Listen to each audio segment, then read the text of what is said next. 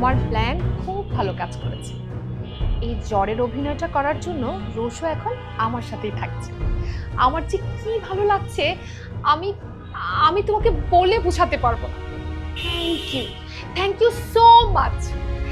হ্যাঁ, আমি তোমাকে পরে ফোন দিচ্ছি। হ্যাঁ, এখন রাখছি। রোশো, তুই আরে কিসের রুশো? কিসের রুশো? ভালো তো নাটক সাজাইছো। আমার তো এবার কি করছো তুমি?